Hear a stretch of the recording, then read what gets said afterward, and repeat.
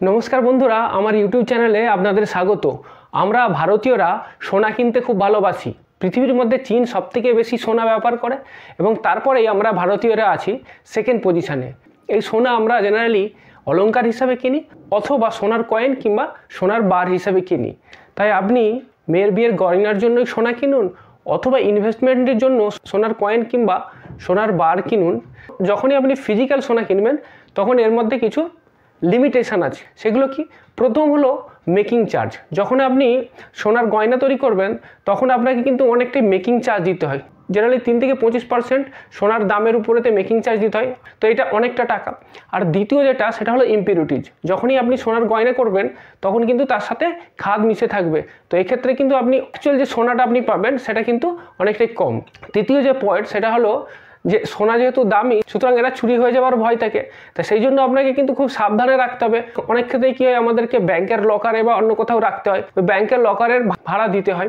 4 নম্বর point, ধরুন আপনি মেয়ের বিয়ের জন্য গয়না তৈরি করলেন, কিন্তু যে ডিজাইনের গয়নাটা এখন বানালেন 8-10 বছর পরে সেই ডিজাইনটা তখন পুরনো হয়ে যাবে, তখন আপনাকে ওই পুরনো গয়না ভেঙে নতুন ডিজাইন করতে হবে।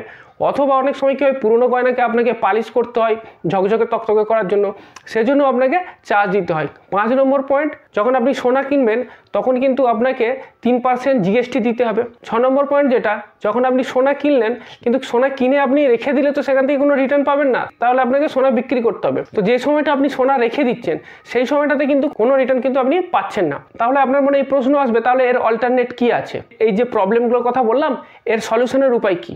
এর সলিউশনের একটা খুব সুন্দর উপায় আছে, sovereign gold bond. Sovereign gold bond হলো একটা গভর্নমেন্ট সিকিউরিটিজ। এটা হচ্ছে ফিজিক্যাল গোল্ডের একটা সাবস্টিটিউট। এখানে আপনি ক্যাশ দিয়ে সোনা কিনবেন এবং সোনা কেনার যে সার্টিফিকেট সেই সার্টিফিকেটটা আপনি পেয়ে যাবেন, এবং যখন ওই সার্টিফিকেটটা ম্যাচিওর করবে সেই সময় যে সোনার দাম, সেই সোনার দাম অনুযায়ী আপনি টাকা ফেরত পেয়ে যাবেন। একটা উদাহরণের সাহায্যে বুঝিয়ে দিচ্ছি। ধরুন এখন আপনি 1 গ্রাম সোনা কিনলেন, তো 1 গ্রাম সোনার দাম এখন 5000 টাকা। তো 5000 টাকা দিয়ে আপনি যখনই 1 গ্রাম সোনা কিনবেন তখন আপনাকে একটা সার্টিফিকেট দিয়ে দেবে যে আপনি 1 গ্রাম সোনা কিনেছেন। এর ম্যাচুরিটি ডেট হচ্ছে 8 বছর। 8 বছর পরে যখন এটা ম্যাচিওর হয়ে যাবে তখন ওই সময়তে 1 গ্রাম সোনার যে দাম হবে সেই দামটা আপনি ফেরত পাবেন। তো এটা হচ্ছে সোভারিন গোল্ড বন্ড। তো সোভারিন গোল্ড বন্ডের কি কি অ্যাডভান্টেজ আছে? প্রথম যে অ্যাডভান্টেজ সেটা এক্ষেত্রে আপনার কোনো ডিজাইন বা মেকিং চার্জ লাগছে না। এটা তো আপনি সোনাটা কিনছেন এবং সেই সোনাটা আপনি গভর্নমেন্টের কাছেই জমা রেখে দিচ্ছেন, আপনি শুধু কাগজটা পাচ্ছেন। দ্বিতীয়, আপনার স্টোরেজ রিস্ক নেই বা স্টোরেজ কস্ট লাগছে না, যেহেতু সোনা আপনার কাছে নেই, আপনার কাছে শুধুমাত্র কাগজ আছে, সুতরাং কাগজ চুরি হয়ে যাওয়ার কোনো ভয় নেই বা ব্যাংকের লকারেও আপনাকে রাখতে হবে না, আপনি বাড়িতেই কাগজটা রাখতে পারবেন। 3 নম্বর, নো ইম্পিউরিটিস, মানে এখানে কোনো খাদ থাকছে না। সোনা তো আপনি ফিজিক্যালি নিচ্ছেন না, আপনি সোনার বদলে সোনার কাগজটা নিচ্ছেন, সোনা তো গভর্নমেন্টের কাছেই থাকছে। 4 নম্বর, এক্ষেত্রে কোনো জিএসটি লাগে না। 5 নম্বর, ক্ষেত্রে কোনো ক্যাপিটাল গেইন ট্যাক্স লাগবে না, অর্থাৎ যখন আপনার ওই গোল্ড বন্ডটা ম্যাচিওর করবে তখন কিন্তু আপনার ওই ম্যাচুরিটি ভ্যালুর উপরেতে কোনো রকম ট্যাক্স লাগবে না। 6 নম্বর পয়েন্ট, এই যে বন্ডটা পাচ্ছেন আপনি, এই বন্ডের এগেনস্টে কিন্তু আপনি লোন নিতে পারবেন। আর 7 নম্বর যে পয়েন্টটা সেটা খুব ইম্পর্টেন্ট পয়েন্ট, এবং এই পয়েন্টটার জন্যই সোভারিন গোল্ড বন্ডটা এত পপুলার হয়েছে। সেটা হলো, গোল্ড বন্ডটা কিনলেন এবং 8 বছর পর আপনার ম্যাচিওর হবে, তো সেই সময়তে কিন্তু প্রতি বছর বছর আপনি 2.5% হারে ইন্টারেস্ট পাবেন।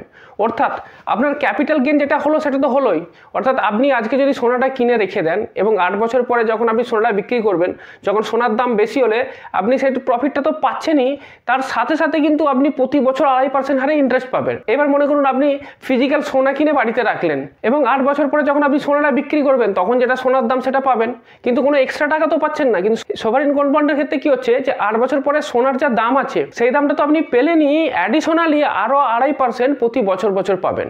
এটা কিন্তু খুব একটা ইম্পর্টেন্ট ফিচার। সুতরাং আপনি বুঝলেন যে সোভারিন গোল্ড বন্ডটা কতখানি অ্যাট্রাকটিভ। এবার আপনার মনে প্রশ্ন আসবে যে এই সোভারিন গোল্ড বন্ডটা আমি কোত্থেকে এবং কিভাবে কিনবো? তো এই সোভারিন গোল্ড বন্ড আপনি কিনতে পারবেন ব্যাংক থেকে, অথবা পোস্ট অফিস থেকে, অথবা স্টক হোল্ডিং কর্পোরেশন অফ ইন্ডিয়ার থেকেও কেনা যায়। এবং এটা কেনার জন্য 3টে প্রসেস আছে। একটা হচ্ছে অফলাইন প্রসেস। অফলাইন প্রসেসে কি হয়, আপনি ব্যাংকে যাবেন এবং ব্যাংক থেকে ফর্ম চাইবেন এই গোল্ড বন্ড কেনার জন্য, তারপর সেই ফর্ম আপনি ভরবেন এবং ভরে ব্যাংকে জমা দেবেন, সেটা হয়ে গেল অফলাইন প্রসেস, মানে পেপার প্রসেস। আর একটা প্রসেস আছে, সেটা হলো অনলাইন প্রসেস। অনলাইন প্রসেসে কি হচ্ছে, আপনি ব্যাংকের ওয়েবসাইটে যাবেন এবং ব্যাংকের ওয়েবসাইটে গিয়ে আপনি এই গোল্ড বন্ডের জন্য অ্যাপ্লিকেশন করতে পারেন। যদি আপনি অনলাইনে অ্যাপ্লাই করেন তাহলে কিন্তু আপনি বেনিফিট পাবেন, 50 টাকা আপনার কম পড়বে প্রতি গ্রামেতে। আর একটা প্রসিডিওর আছে, সেটা হচ্ছে ডিম্যাট অ্যাকাউন্টের সাহায্যে। যদি আপনার ডিম্যাট অ্যাকাউন্ট থাকে তাহলে কিন্তু আপনি ডিম্যাট অ্যাকাউন্টের থ্রু দিয়েও এই গোল্ড বন্ডটা কিনতে পারবেন। এবার প্রশ্ন হলো এই গোল্ড বন্ডে কত ইনভেস্ট করতে পারবেন। দেখুন, একজন ইন্ডিভিজুয়ালের ক্ষেত্রে আপনি মিনিমাম 1 গ্রাম আপনাকে কিনতে হবে এবং ম্যাক্সিমাম আপনি চাইলে 4 কেজি কিনতে পারেন, এবং আপনার ফ্যামিলি যতজন মেম্বার আছে প্রতি মেম্বারের নামে আপনি কিনতে পারেন। যদি ট্রাস্ট বা এরকম কোনো অথরিটি, যেমন ধরুন ইউনিভার্সিটি বা চ্যারিটেবল ইনস্টিটিউশন, এরা ম্যাক্সিমাম 20 কেজি পর্যন্ত গোল্ড বন্ডে ইনভেস্ট করতে পারে। ইনভেস্টমেন্ট জয়েন্ট অ্যাকাউন্টের হতে পারে এবং মাইনরের নামেও করা যেতে পারে। এবার যে প্রশ্নটা আসবে যে এর টেনিওরটা কত, অর্থাৎ কতদিনের জন্য ইনভেস্ট করতে হবে। সোভারিন গোল্ড বন্ডের ক্ষেত্রে টেনিওর হলো 8 সাল, অর্থাৎ আপনি যেদিন ইনভেস্ট করবেন তার থেকে 8 বছর পরে আপনি ম্যাচুরিটি ভ্যালুটা পাবেন। আপনি চাইলে প্রিম্যাচিওরও এটাকে রিডিম করতে পারেন, কিন্তু সেক্ষেত্রে মিনিমাম আপনাকে 5 বছর ওয়েট করতে হবে, এবং আপনার রিডিমশনের জন্য যে অ্যাপ্লিকেশনটা সেটা কুপন পেমেন্ট ডেটের মিনিমাম 1 দিন আগে হতেই হবে। এবার আপনার মনে প্রশ্ন আসবে যে কুপন পেমেন্ট ডেটটা কি।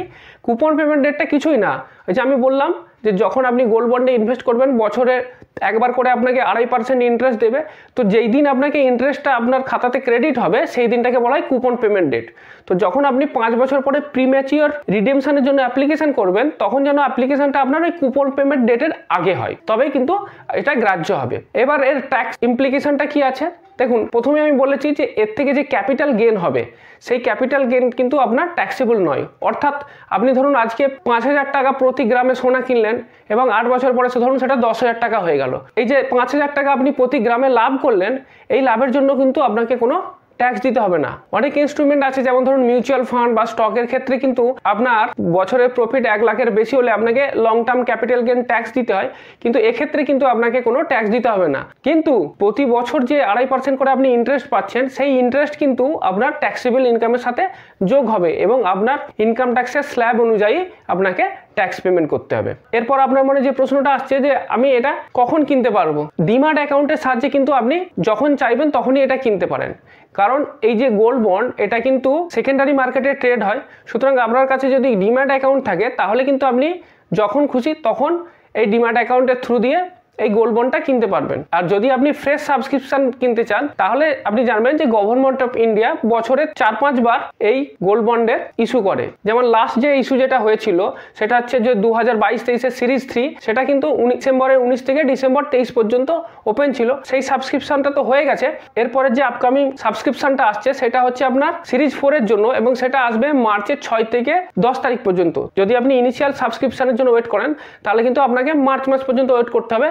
6 থেকে 10 তারিখের মধ্যে কিন্তু আপনি এই গোল্ড বন্ডের জন্য অ্যাপ্লিকেশন করতে পারবেন। এবার শেষে বলি, এই ডিম্যাট অ্যাকাউন্টের থ্রু দিয়ে গোল্ড বন্ড কেনা আপনার পক্ষে বেনিফিশিয়াল হবে। কারণ কি, যদি আপনি ব্যাংকের থ্রু দিয়ে অথবা পোস্ট অফিসের থ্রু দিয়ে ইনভেস্ট করেন তাহলে কিন্তু আপনাকে মিনিমাম 5 বছর পর্যন্ত ওয়েট করতেই হবে, কারণ প্রিম্যাচিওর যে রিডেমশনটা সেটাও 5 বছরের পরেই সম্ভব, তার আগে না। এটা ডিম্যাট অ্যাকাউন্টের থ্রু দিয়ে কিনলে আপনি সেকেন্ডারি মার্কেটে বিক্রি করতে পারবেন, এবং সেকেন্ডারি মার্কেটে এটা বায়ারও আছে। তো যদি আপনি 5 বছরের আগেই এটা বিক্রি করার কথা ভাবেন তাহলে কিন্তু আপনাকে ডিম্যাট অ্যাকাউন্টের থ্রু দিয়েই আপনাকে এটা কিনতে হবে। Thank you very much. এই ভিডিও যদি আপনাদের ভালো লেগে থাকে তাহলে অবশ্যই লাইক, শেয়ার ও সাবস্ক্রাইব করবেন।